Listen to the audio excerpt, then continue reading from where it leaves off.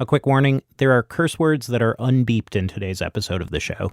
If you prefer a beeped version, you can find that at our website, thisamericanlife.org. The question started right after Tobin and his husband moved to the Bay Area and got a house together. Tobin's family was pretty excited about this. They all lived within an hour. And they brought meals over for weeks. His mom bought them shades. But this question popped up. And the first time I noticed it happening, it was with my aunt. Kind of out of nowhere, she was like, "Oh, which one of you is handy? Is one of you handy?" And I was just like, why does she want to know that? Like, why does she care? Yeah. And I had like feelings about it, and I couldn't tell why. And then it just kind of kept happening with other family members. Like, they would be talking about like, "Oh, you guys moved in together into this house. Which one of you's handy?" And on its face, it was kind of like, oh, we know when you're in a house, there's a lot of things to fix and a lot of things to do. But it felt like there was something else happening there, and it kind of bothered me. Something else there, like there was a question underneath the question that they were trying to get the answer to. Yeah, like there was something else trying to be figured out. And I don't know, like the more I thought about it and why I was having feelings about it, it was kind of like this weird aha moment of like, oh, I think you're asking who the man is in my relationship. Right. You're both men. Yes. But one of you is really the man. Yes. Yeah.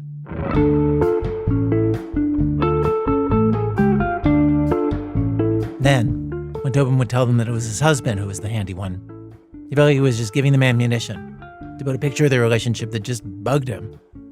Like they were being sized up into familiar categories. Which of you is the husband? Which of you is the wife? Like, it was weird because whenever they would ask it, I could feel myself getting defensive. I didn't want to give them that picture. And I think part of my defensiveness came from, oh man, not to take us in a whole other direction, but if you spend any amount of time in the closet. In the closet. For Tobin, that means middle school and high school. I think you're afraid of being found out at all as being effeminate in any way. Yeah. Like, I know for me, I was very conscious of if anyone could detect, quote unquote, feminine traits about me and then figure out if I was gay or not. And so I do think that like myself and a lot of gay men like carry that around for like kind of the rest of your life. And so I think that comes up in having to answer a question like this also. Yeah. Yeah, it's funny because it's like this innocent question and then really like underneath it, it's like there's a bomb waiting to go off actually. Like there's so many feelings. Yeah, it feels like it hits on a thing, at least for me, that I spent a lot of time as a kid running from or spent a lot of time trying to not have to answer. Yeah. Like, how masculine am I? And is somebody else more masculine than I am?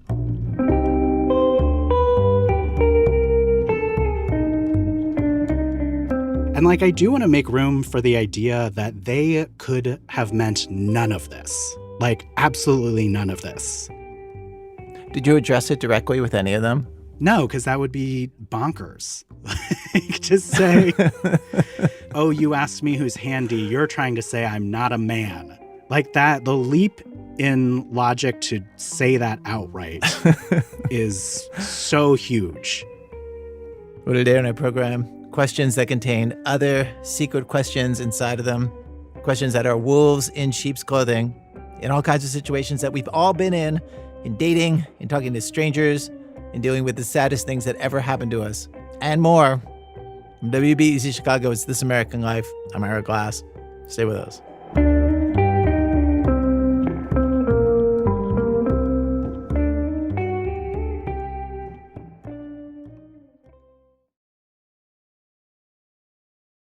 It's This American Life. Today's show is a rerun, The Question Trap. And instead of 4 different acts today, what we're going to do is we're going to present the show as 4 questions. Here's the first one. Question. Tell me how you feel about this. So Tobin, who you just heard, is one of the editors here at our show. And really the idea for today's program came out of a conversation that happened at a staff meeting. And what happened was we all got talking about these kind of question traps, where it seems like somebody's asking about one thing, but the question is a proxy for trying to figure out something else. Tobin will explain more. The conversation was about the questions people ask on first dates, the kind that force who someone really is out into the open, maybe even without them realizing. One such question I didn't even know was a thing, but a few of my coworkers said that for Black women of a certain age, it's having a kind of renaissance. Emmanuel, our executive editor, asks it this way. What do you think of Beyoncé? It was a question that I found myself trying to ask basically a lot on first dates because it told me a lot about them. It's a question that tells you, one, in some ways how they feel about a powerful Black woman. It's a question that tells you how they think about Black women in general, kind of a little bit to me. And that, like, if you feel the need to, like, put her down or, like, say something negative about her, it's like a real turnoff. It's like a red flag, basically. They describe her singing style as kind of like caterwauling or like, oh, she's just screeching. Bim, another producer, has also asked this question on many a date. All these words that sort of like have double meanings if you're a woman and also if you're a Black woman. I'm just like, all right, so you don't like loud people. Okay. That means you don't like me. Could you tell me about some like specific times that you've asked the Beyoncé question and what the guy's response was and what it told you? First date, bar date, pretty standard. Beyoncé actually came on in the bar in the background. I was like, oh, what do you think about Beyoncé? And he was like, I don't understand what the big deal is about her. Like women act like they're in a cult or something. And it's like, they seem like crazy. I was like, oh, well, I really like her. And like, I don't really think I'm in a cult. Emmanuel walked the guy through all the reasons Beyoncé is, in fact, pretty great. But the guy didn't budge. No, he did not, didn't care to. And maybe didn't care to hear me talk in general is what it seemed like. So they did not go out again because, well, you could say he was unapologetic when he fucked up the night. That's a play on a Beyoncé lyric, by the way. Sorry, couldn't help myself. Anyway, B.A. Parker, who's also been on the show, she said for her, it doesn't even have to be Beyoncé. Any well-known Black woman does the trick. If you say Serena Williams and they say, oh, I think she's overrated. Or if you say Jada Pinkett, it's like, oh, she's too masculine, or she's ruining Will Smith's life, she's controlling him. Or how do you feel about Lizzo? Like, oh, she needs to cover her ass. I bring up like a Black female celebrity to get their opinion on them, and it usually becomes like the litmus test for how they would treat me as a partner, how they would view me as a person. But the Beyoncé question, she agrees, is the most potent, because the answer can really tell you if you should be crazy in love or putting everything he owns in a box to the left. Again, I am so sorry. The thing about a bunch of people using the same trick, though, is that eventually people, in this case men, might catch on. Are you aware of the Beyoncé question? Yes, I am aware of the Beyoncé question. Emmanuel Jochi, producer and man at the show. Have you experienced this? Yeah, I've experienced it many times. He told me about a date he was on where they started talking about musicals, and the movie version of Dreamgirls came up. And thinking he was just answering a question about the movie, Emmanuel was honest. He said Beyoncé was just okay in that. He didn't realize he was answering the wrong question. And I was just digging a hole. She was just like, the only answer to being asked about Beyoncé is that, yes, she's fantastic, she's amazing, nobody can do what she does. It was only later that he learned from another guy friend why he as a Black man should really only answer one way. I remember my friend saying, basically, that is the question Black women will ask you to determine if you really like Black women. Once it was explained to me, like, I totally understood where people were coming from. And I understood what the purpose of that question was. In some cases, the Beyoncé question is like an agreed-upon farce, where both parties know they're talking in code. Parker was recently on a date. She mentioned Beyoncé's Black is King film.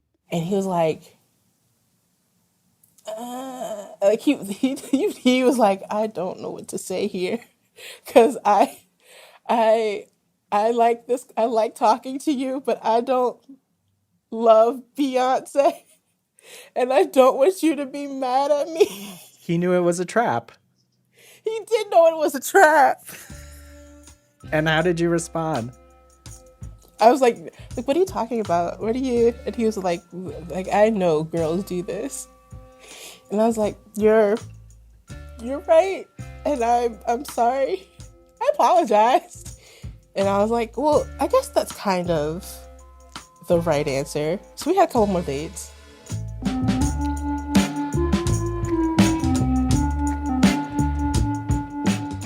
Of course, there are other questions like the Beyoncé one. Little traps we set on dates, hoping the other person doesn't fall in, or hoping they do. One that made the news recently, which may or may not be true. According to an old classmate, Governor Ron DeSantis would ask dates if they liked Thai food. But, and this is key, he'd pronounce it Thai food. And if they said, no, it's Thai food, not thigh, he'd ditch the date.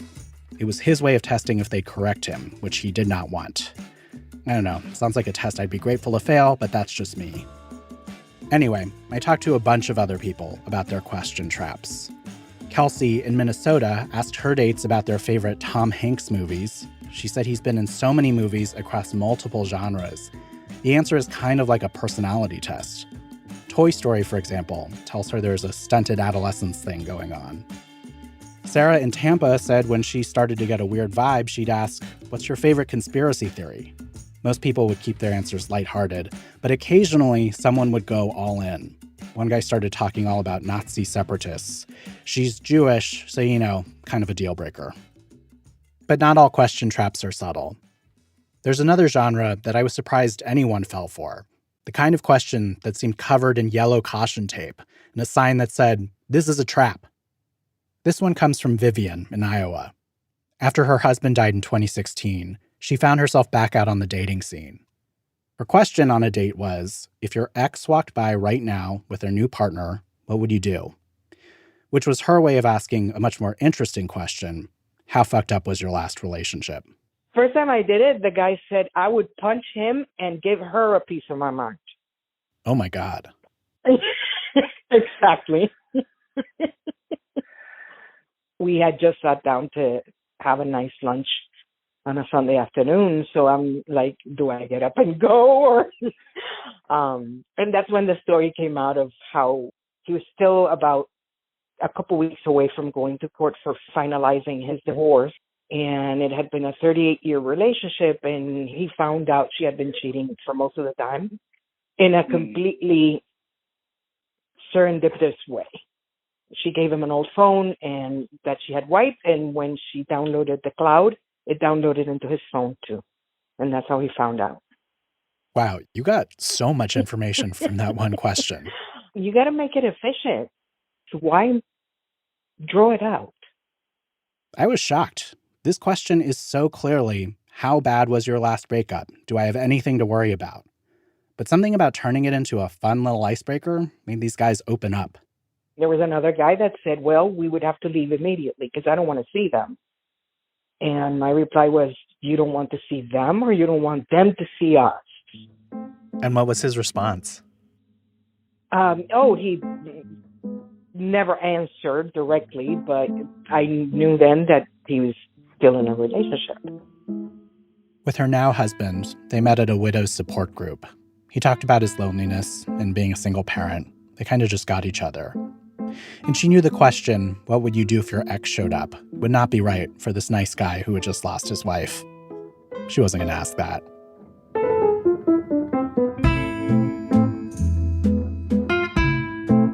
The last person I talked to was Jessica. She teaches ESL classes in Atlanta.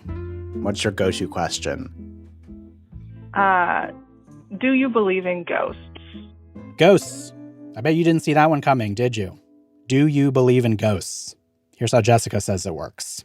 There is no one right answer. It just matters that you and your partner have the same answer, essentially, at its core. Your minds kind of work in a similar way. Was there ever a time that you asked the ghost question, the person answered differently than you, and you went ahead and dated that person anyway? And how did that go? Yeah. Yeah, I was engaged before I married my husband now. And the ghost question really should have been my get the fuck out moment. Really? Yeah. Her answer to the question is, I don't really believe in ghosts. But if there was evidence to the contrary, I could be convinced. I'm open to changing my mind. And his response was, no. And there is no information that you could give me to change my mind. And I don't see why anyone would really think that. At the time, she didn't think much about the difference in their answers. But then, as she got to know him better, other things would come up. And I was frustrated about the fact that, like, everything with you is so black and white. Like, not everything is black and white. Sometimes they're gray. And then I kind of thought back to his answer to this question. His rigidity was one of the big things that broke them up. Now she tells everyone she knows, if you're seeing someone new, ask them the ghost question. It could save you a lot of time.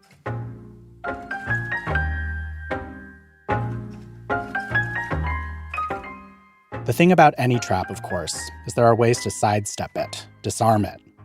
And then the person who laid the trap has to decide what to do. Emmanuel had to make such a decision. Ironically enough, my current boyfriend had no idea who Beyoncé was, who's the only person who had that response. What did that tell you? That he just needed, like, some education. He's older and he's not from this country and, like, doesn't listen to music really. And, like, by the second date, he had read the entire Wikipedia page for me and he knew Beyonce's birthday and that she was married to Jay-Z and he knew about the elevator fight. Oh, so he listened to your opinion. Yeah. It ended up being a green flag. Now I talk to him about Beyonce all the time, and I don't necessarily think he's not going out to like Beyonce concerts or anything, but he understands how important she is and how important she is to me and lets me rant about her. So that's all you ever really want, right? It is. All I think anyone wants is someone you don't feel like you have to set a trap for. Someone who you can look at them and say, you're everything I need and more. It's written all over your face. Baby, I can feel your halo. Pray it won't fade away. Sorry, I'm going to stop now.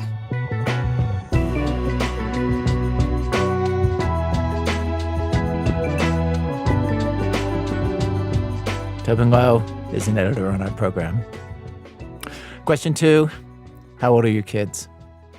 So there's a particular piece of small talk that happens all the time that for some people is like the most normal thing in the world, and for others is a super delicate minefield. This story that you're about to hear is about a couple for whom it is a minefield, and how one day a question like this comes up, and it goes completely differently from how it's ever gone before for them in a spectacularly wild way. You'll hear what I'm talking about. Chris Benderev tells the story. Stacy Silberman is a real estate agent in Southern California, and she's well suited to the job because she's excellent at making conversation with strangers about anything.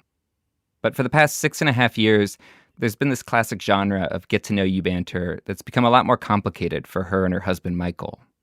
And that's questions about their children. Yes, all the time.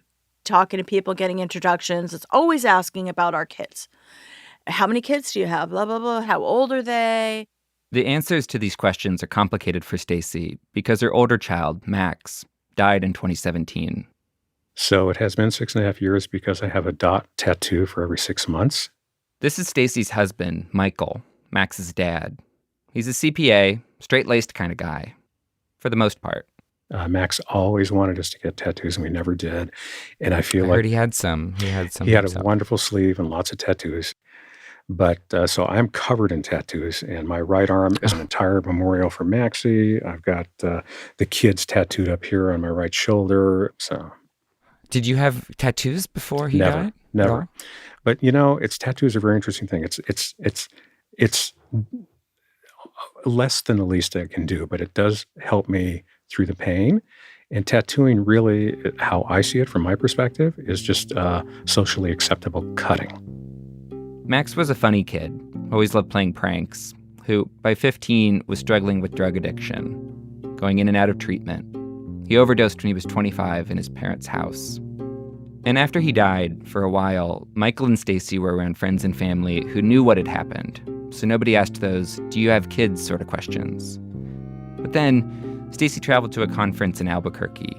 She was sitting down for lunch next to a couple, a friendly blonde woman and her husband. They began asking Stacy where she was from and what she did. And then, finally, those questions. Do you have kids? How old are they? And the woman was, kind of Southern, very sweet, very bubbly. And when people are like that with me, I'm pretty open.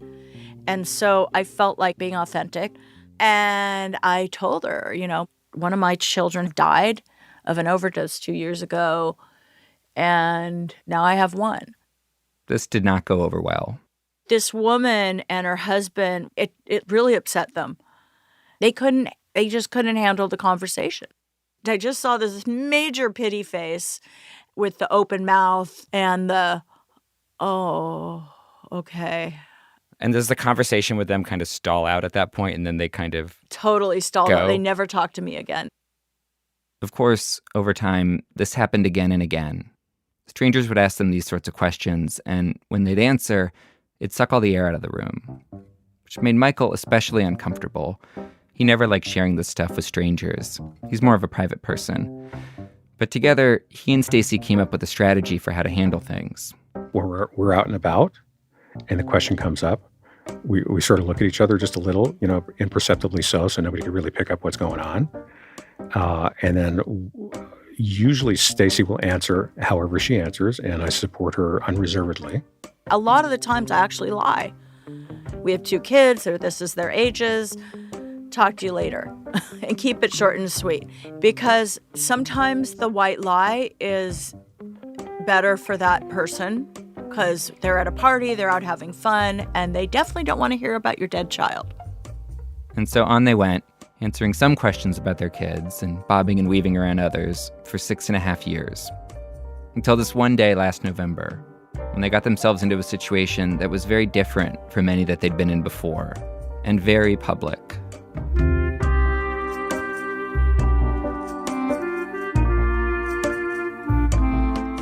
One thing to know about Stacy and Michael is they both spend a lot of their time working at a recovery center for people struggling with addiction.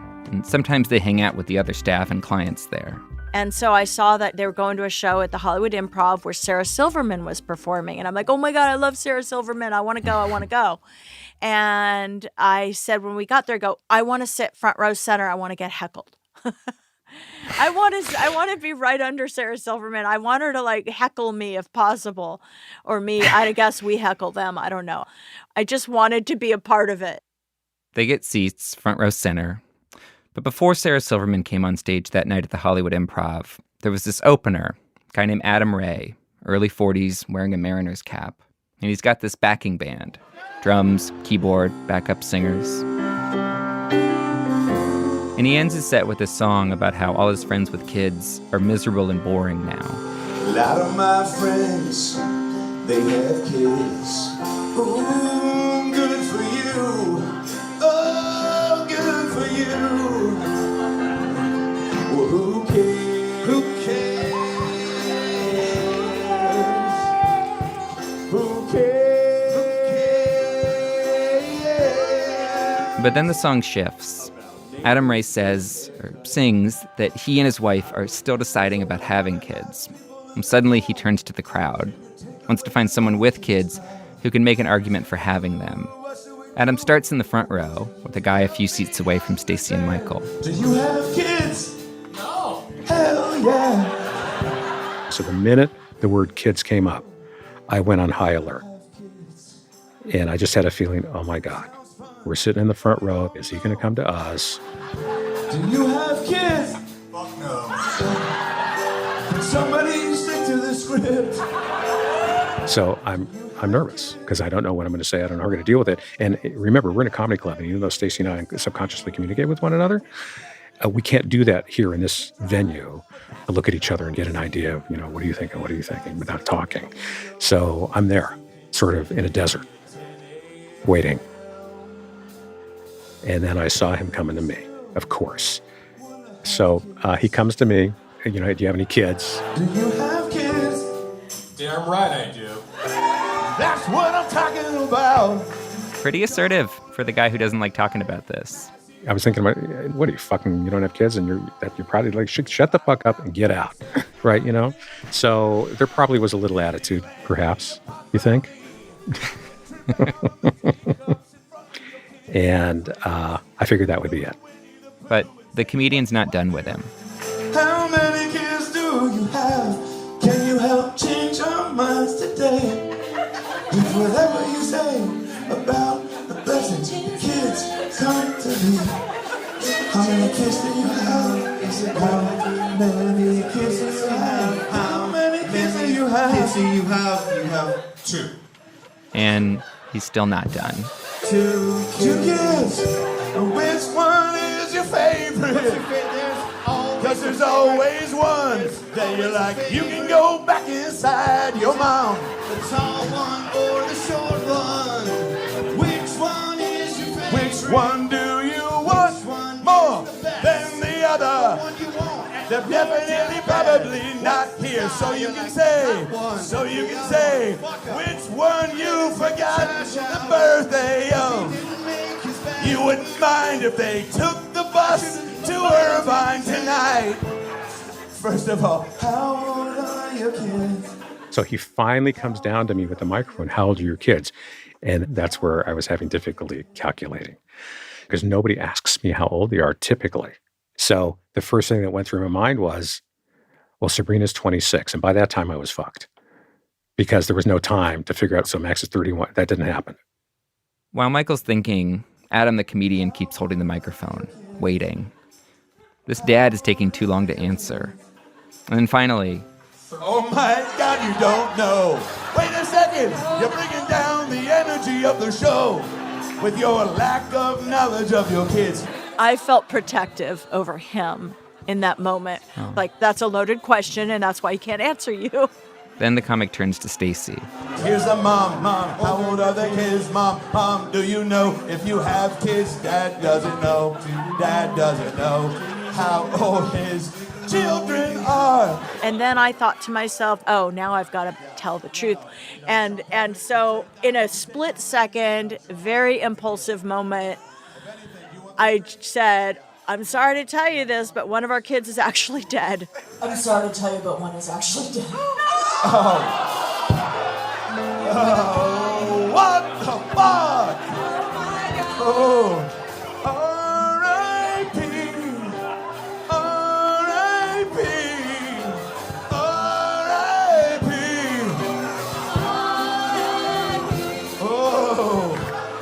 Oh, what the fuck? That's an 80s taking a sip of my Cassie Azul. On stage, no one quite knows what to do. One of the backup singers puts her hands over her face. The keyboard player just shakes his head like, no. And then I realized, like, uh-oh, I just screwed the show. Oh, well, I'm so sorry. Wow. All right. The song has taken a turn.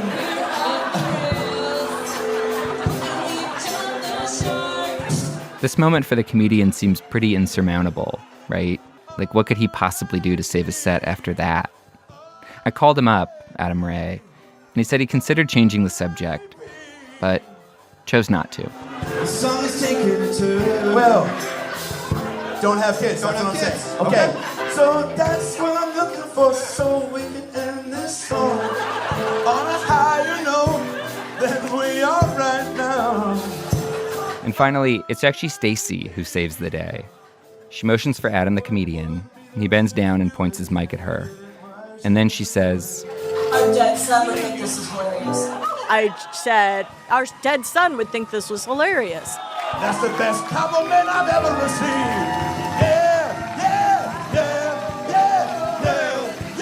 Her dead son would think it's hilarious. Yeah. It wasn't a lie at all. Our dead son would have thought this was hilarious. He would have been like, oh my God, of course my mom stepped in a big pile of shit.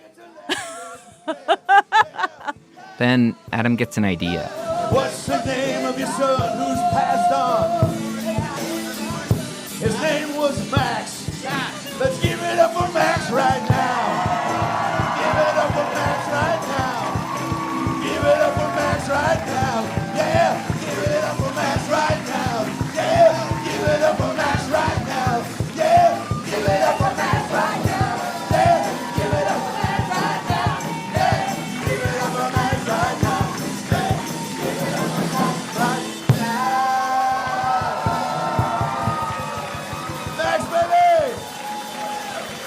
guys are amazing. Thank you so much on Inside Right. The video of Adam's set actually made the rounds on TikTok and Instagram afterward. Stacey says she read every last comment, all these people rejoicing for and remembering her son. I've listened to that thing like 100 times, I think, as I keep enjoying it. I mean, it was incredible. It just was an incredible moment in time. Lots of people have asked them questions, putting them in this complicated spot.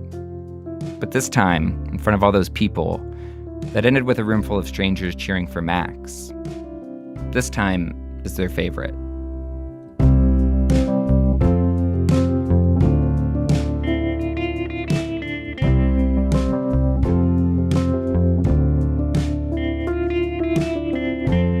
Chris Penderev. Coming up, a question about a 400-year-old play and the personal question underneath that question. That's in a minute from Chicago Public Radio when our program continues. This is American Life. I'm Ira Glass. Today's program, The Question Trap. What we're talking about today is those questions that can seem benevolent, innocent, harmless, innocuous, could not hurt a fly. But underneath, they're really asking something else, or quietly making a point about something else. We've arrived at question 3 of our program. Question 3, how's your mom? So we spotted this next thing we want to play you in an academic journal. It was originally a paper in Medical Anthropology Quarterly, written by an anthropologist named Janelle Taylor, who adapted it to read here on the radio. This one question that Janelle Taylor is writing about, it kept showing up all the time in her personal life. And she says as an anthropologist, she knows when lots of people are asking the same question over and over, it means something. And she wrote this essay to think through what is underneath that question. My mother is living with progressive dementia. Because I'm reading these words on the radio, I can't hear your response. But I'm listening for the question that, as I've learned, always comes. Everyone, almost without exception, responds with some version of the same question. Does she recognize you? There are variants, of course. Does she still know who you are? But does she still know your name? However it may be phrased, the question is always whether my mother recognizes me, meaning can she recite the facts of who I am, what my name is, and how I'm related to her. When everyone keeps asking me, does she recognize you? I find myself thinking that is the wrong question. I believe the question really is, or should be, do we recognize her as a person who's still here? Does she recognize you? The weirdness of the question becomes more obvious if you think about what would be required to answer it. Let's say I ask my mother, what's my name? Who am I? How old am I? How do we know each other? Testing her that way, what does it prove? What does it actually accomplish? I read a book by a journalist named Lauren Kessler. She wrote about how she would correct her own mother when her mother called her by the wrong name. Every time she would visit her mother, she'd take framed photos from the dresser and point to them and quiz her mother. You know who this is, don't you, Mom? Of course she didn't. Kessler writes, so I told her again and again, each visit, who was who, and then quizzed again. Thinking back on this now, I am appalled at my insensitivity. What did I think I was doing? I managed to accomplish only 2 things. I made myself miserable, and I made my mother irritable. I don't need my mother to tell me my name or how I'm related to her. I already know these things, and I know that she has dementia. So why then would I make a point of asking her these questions that I know she can't possibly answer? It seems rude or just mean. I can't bring myself to do it. I guess you could say that my mother raised me better than that.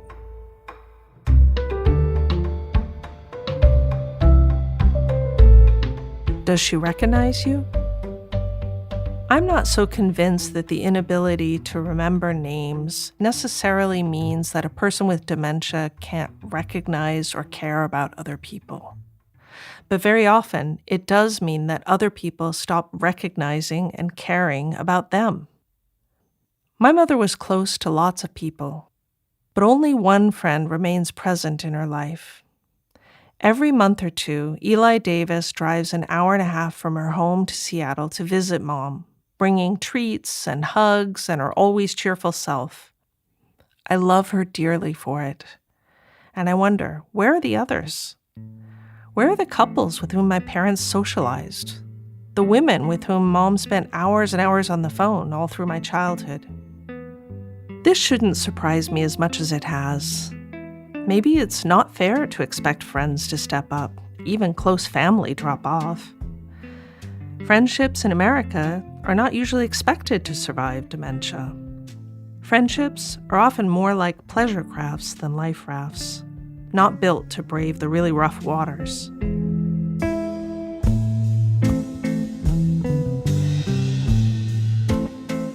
Does she recognize you? When people ask me whether my mother still recognizes me, they're often expressing concern for me, asking me how I'm bearing up under the burden of suffering that her dementia must place on me. And they're quite ready to hear about my burdens and my suffering. What they find harder to hear, I think, is that being around my mother is not a nightmare or a horror. It's not like any of that. Here's what it is. In a cafe, as we share a scone, Mom and I make what passes for conversation. I've learned to ask only the sort of question that doesn't require any specific information to answer. So, things going okay with you these days? How's my favorite mom doing? You doing all right? I tell her funny little stories about my kids.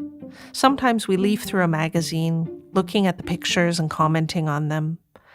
Sometimes we look out the window and I make general observations that require no specific response. Looks like spring is coming. Look at those leaves coming out on the trees.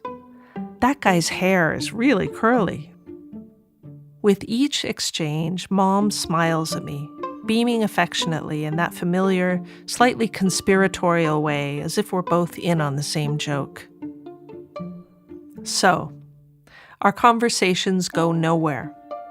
But it doesn't matter what we say, really, or whether we said it before, or whether it's accurate or interesting or even comprehensible. The exchange is the point. Mom and I are playing catch, with touches, smiles, and gestures, as well as words, lobbing them back and forth to each other in slow, easy, underhand arcs. The fact that she drops the ball more and more often doesn't stop the game from being enjoyable. It's a way of being together. Does she recognize you?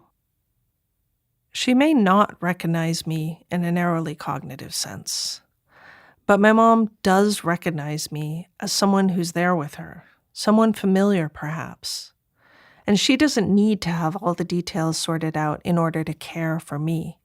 The impulse to care, the habit of caring, these are things that run deep in my mother, someone who, for most of her life, was very engaged in caring for other people, her children, her husband, her grandchildren, her friends.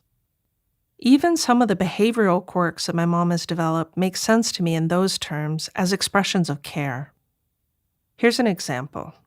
People with dementia often engage in repetitive behaviors, and Mom is no exception. When I take her out to a cafe, I usually get a cup of black coffee for myself and order a cup of hot chocolate for her. Not too hot, and don't forget the whipped cream on top. As we drink them, she checks constantly to see whether my cup and hers are even, whether the liquids have been drunk down to the same level.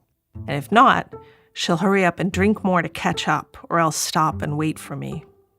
Or if we share a cookie, she's concerned to make sure that the halves be the same size and that we eat them at the same rate.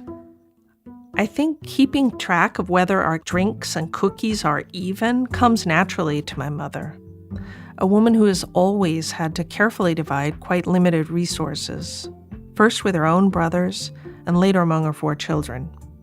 She's cared about such details all her life, and caring about them was also a way in which she cared for other people. Mom also does still take care of me in some small but important ways. One time, a little more than a year ago, I stopped by the assisted living facility where she was living at the end of a very busy day and an especially hectic week. I had stayed up very late the night before trying to finish grading student papers, then spent the whole day teaching and in meetings. I went with her up to her room, I turned on the TV, and we sat down together on the couch. I was exhausted. I leaned back and yawned. Mom patted my hand and said to me, "You're tired. Just go ahead and sleep. You can just lay down right here."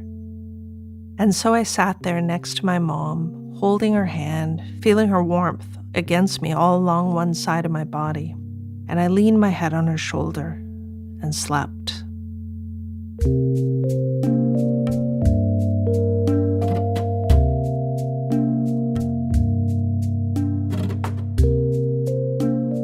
Does she recognize you?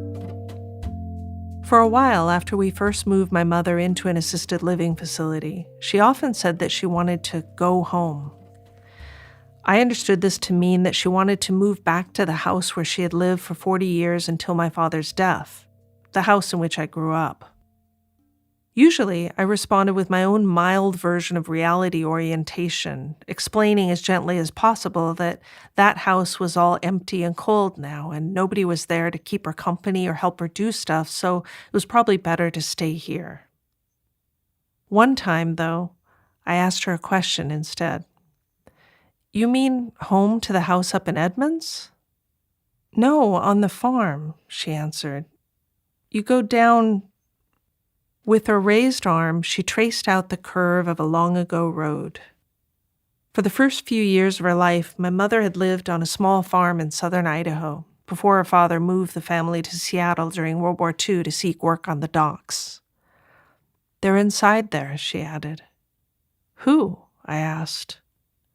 "My mom and my dad." My mother's in her 70s. Her parents are not waiting for her inside an Idaho farmhouse. You could use that evidence to draw a clear line between us. Me here on the side of reality, competence, personhood, recognition. Her over there on the side of delusion, incapacity, not quite fully human. But what she was longing for was her childhood home. She missed her mom and dad. She was trying, in her own way, to hold on to them, just as I was trying, against the odds, to hold on to her. Our predicament is exactly the same.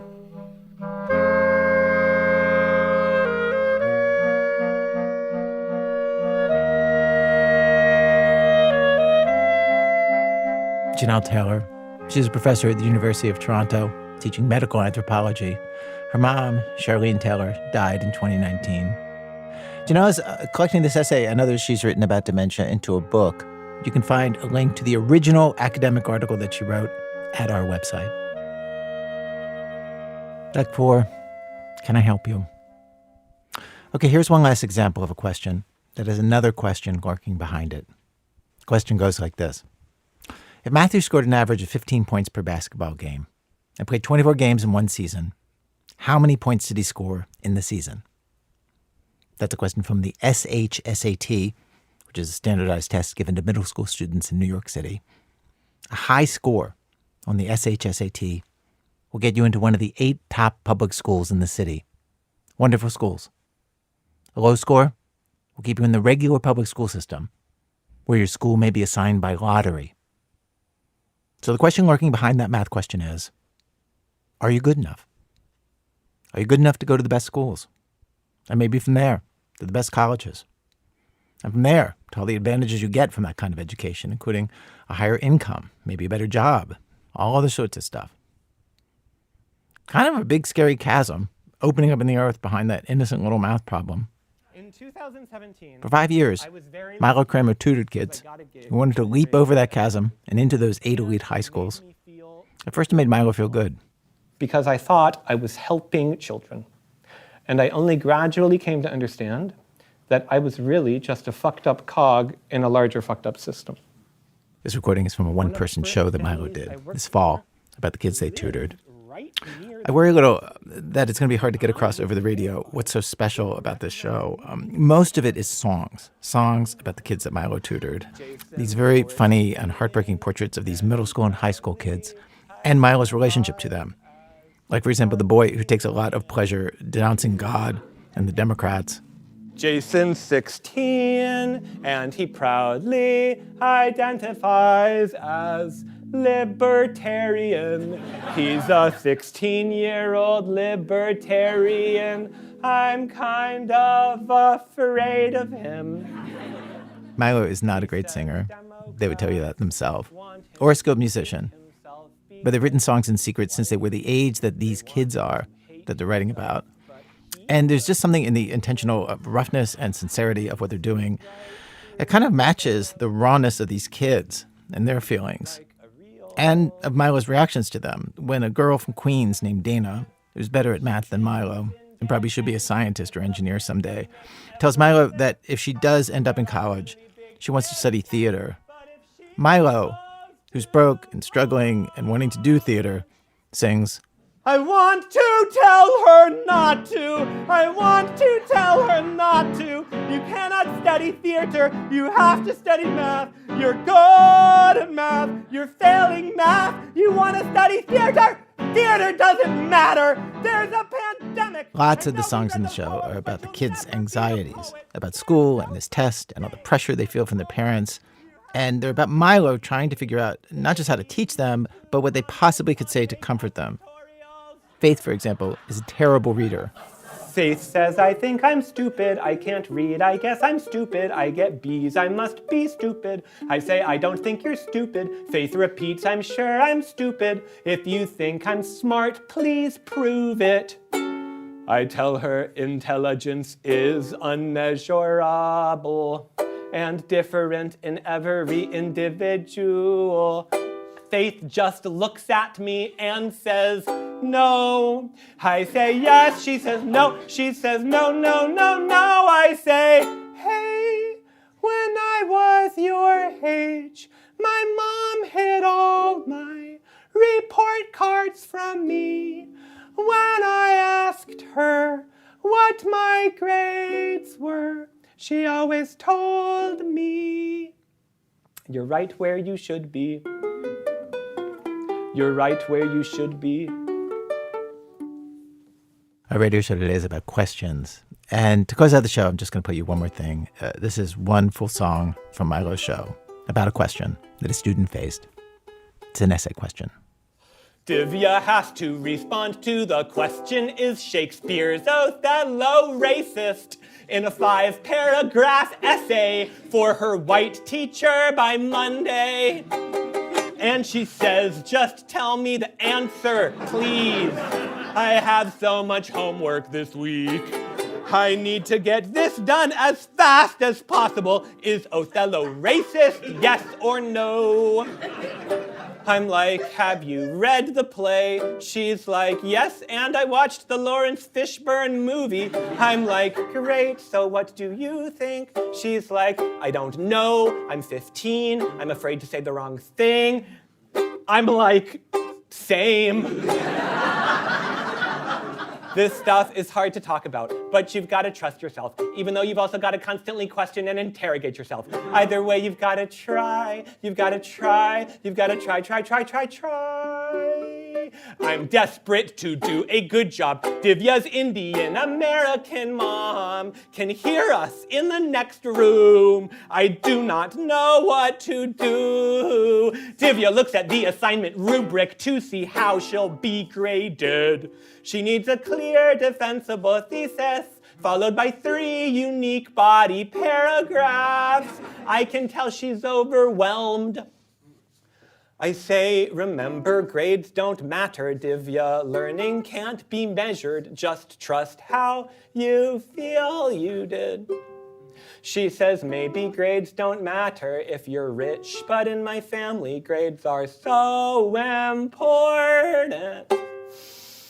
I thought at first that Divya didn't have the words to talk about the play in any nuanced way. But now I start to think that her understanding is deeper than my own. And she might never talk to me about Othello honestly and shouldn't have to. Finally, I decide she just wants me to provide her with some easy answer to satisfy her teacher and get her through the semester unscathed. So I'm like, okay. Your teacher is either looking for an essay that's like, yes, Othello is very racist. The story of the play is there's this super professionally and romantically successful black man all of these white guys are jealous of and cannot handle. That tension is resolved when the white guys trick Othello into murdering his wife, thereby turning him into the brutish stereotype they wanted him to be all along. That the title role was performed in blackface for centuries underscores this. Moreover, that's kind of a transition word, Divya. Moreover, i.e. my next body paragraph will be about, moreover, Desdemona's whiteness, in contrast, is repeatedly presented as innately good, innocent, and desirable. That's one essay you could write, that would get an A. The other essay you could write that would also get an A goes, no, Othello is not super racist. Othello is a flawed attempt at anti-racism in that it's Shakespeare's only play to center a dynamic black protagonist. The play was banned in apartheid South Africa for depicting an interracial relationship. Moreover, the play's most prejudiced characters are always presented as either stupid, Rodrigo, or evil, Iago. It would be a mistake to conflate the perspectives of these characters with the meanings of the work as a whole. Either of those essays would get A's, Divya, but what your teacher's reductive yes or no prompt does not allow for is an essay that's like what I think, which is something like, Othello is a product and reflection of another culture, Elizabethan England, 400 years old, written at a time when race was just being invented as a system of power. The play later became a cultural export of the British Empire, which colonized black and brown people around the world. The play remains a bestseller of the Shakespeare industrial complex. In other words, Divya, Othello and racism are so indelibly linked that the question, is Othello racist, seems to confuse both what racism is and what artworks are. In my opinion, what's really racist, Divya, is that we are required to read Othello for the billionth time, that it's on the curriculum at your Brooklyn Public High School, even though the play is boring.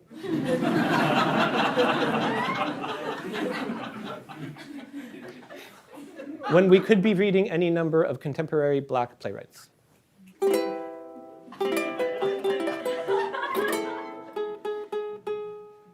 Divya responds, don't hate me, but I kinda liked reading Othello. The story is really crazy, and the language is really pretty.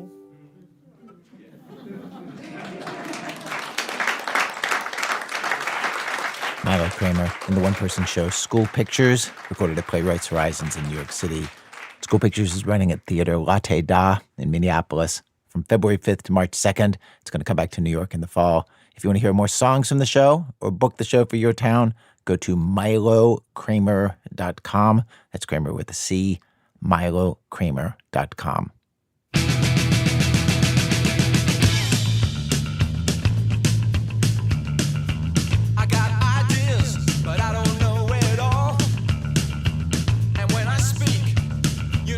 Small. And when I'm walking down the street, I never smile at folks I meet, 'cause I know they won't smile at me. Now ask yourself why this should be. But if you want the answers, don't ask me. Our program was produced today by Zoe Chase. The people who put together today's show include Jendai Bonds, Sean Cole, Michael Kamate, Bethel Hapti, Khana Jaffe Walt, Catherine Raimondo, Stowe Nelson, Safia Riddle, Lily Sullivan, Francis Swanson, Krista Rosutala, Marisa Robertson Texter, Matt Tierney, Nancy Updike, Julie Whitaker, and Diane Wu. Our managing editor is Sarah Abdurrahman. Our senior editor is David Kestenbaum. Our executive editor is Emmanuel Berry. Help on today's rerun from Henry Larson and Angela Gervasi. Original music for The Comedian Story by Ryan Rummery, who also helped mix the show. Special thanks today to Lauren Kessler. Her book is Finding Life in the Land of Alzheimer's. Also thanks to Galia Walt, Michael Rosenthal, Diana Taylor-William, Mike Taylor, Pat Taylor, David Johnson, Rachel Jackson, Tom O'Keefe, and Jolie Myers. This American Life is delivered to public radio stations by PRX, the Public Radio Exchange. Just a quick word about our Life Partners subscription program. We continue to make bonus episodes for it. The latest one this week, I went back to listen for the first time in decades to one of the original pilots for our show. Two coworkers, Julie Snyder and Aviva de Kornfeld, listened with me. It was so much less good than I thought it was going to be. I really was surprised with this pilot. It was fascinating and sobering. If you want to hear that bonus episode and hear that pilot episode of This American Life, or if you want to hear any of the bonus content we've been making, become a Life Partner. When you sign up, you also get an archive of greatest hits episodes that just kind of show up in your podcast feed. And of course, your help keeps our program on the air when you sign up. To join, go to thisamericanlife.org/lifepartners. That link is also in the show notes to this episode. Thanks, as always, to our program's co-founder, Mr. Tori Malatia. He kind of hurt my feelings this morning. We ran into each other. He asked, how am I doing? I started to answer. Then he was like, well, who cares? Who cares? Who cares?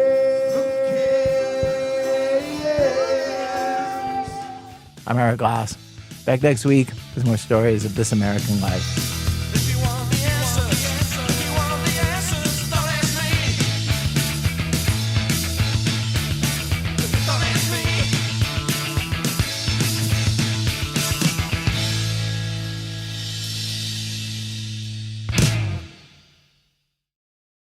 Next week on the podcast of This American Life. So he's moving now. The guy in the white car's moving. Bob's moving. You'll all be able to put your cars right down there.